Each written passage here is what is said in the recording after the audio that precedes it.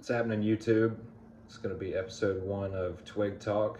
I thought this would be a good idea for a quick series, just a quick overview of a setup that I'm restringing for somebody, or maybe one of my own setups, or just anything I come across. Overview for somebody who may want to go out and get a setup or a throwback to something old. Pretty much anything, just going over a twig, hence Twig Talk.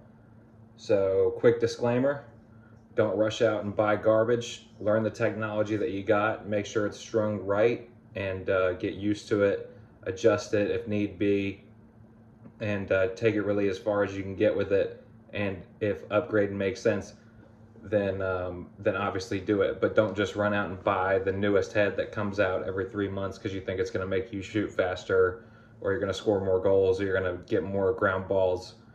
Chances are that's probably not going to happen.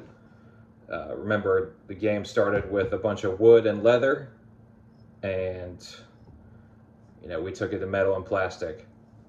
But basics can still get the job done no matter what. Just make sure it's strung right and there's no cracks in it, and you should be good to go from there. Anyways, talked way too long. I'm going to get right into this one. This is going to be an Optik 3 sitting on a Sci-TiX Plus, an STX Sci-TiX Plus, Sci-TiX Plus. The only difference from the X and the X Plus, I think, is that these edges on here are reinforced, so they just have a little bit more bite to them as far as strength and durability go, apparently. Classic STX, flat end cap on the very bottom, sturdy as a rock, very nice. We have some East Coast dyes, original Hero mesh, semi-hard, that I picked up on a sale a few weeks back for $7 a slice. Excellent channel. Really hard to beat this older stuff because they, when Greg was whipping this stuff up, he was all about that channel, and this whole number right here. Everybody remembers his original stringing videos, so it's that same kind of feel with this stuff. Stretches out like crazy. That's why you got to bring in the bottom string so tight usually with this stuff.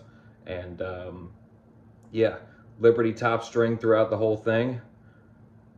And then down the side, I got anchor knots, or whatever you want to call them, instead of just regular knots, but I used SIs. Like, I went down, did the anchor knot, and then came back through to really lock it into the plastic and make it all one big tight basket. So that ball, let me see if I can grab one, that ball really sits right in place and really doesn't move at all. Semi-hard mesh, it's like a ramp, but it really does hold its shape, so that ball sits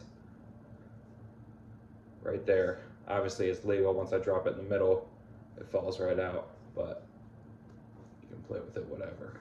Yep, pretty simple setup. This head's definitely getting a little flexible. This is for one of my high school players. He just needed to tune up, and he said, "Coach, can you take a look at it?" I just ripped the old ratty mesh out of it and tossed this in it. I do notice a little dings and chips throughout this thing, so it's probably on its last few months. I told him he's probably going to need to upgrade mid-season. If it doesn't break, that'd be amazing, because he's a senior. Anyways, Twig Talk, episode 1, Optik 3, Sci-TiX X Plus, East Coast dyes, original Hero mesh semi-hard. And of course, I forgot to mention, this is all Gemalax strings, Gemalax laces, Gemalax cross lace. This is the 550 thick paracord down the whole sides. I think I said earlier Liberty top through the whole sides, but Liberty top string with 550 paracord through the whole thing all the way down the sides. That's what I meant. Anyways, thanks for checking in. If you did, I'm gonna keep pumping a few of these out and just go over all the cool stuff there is to talk about these. So appreciate it. Twig Talk, episode 1, done.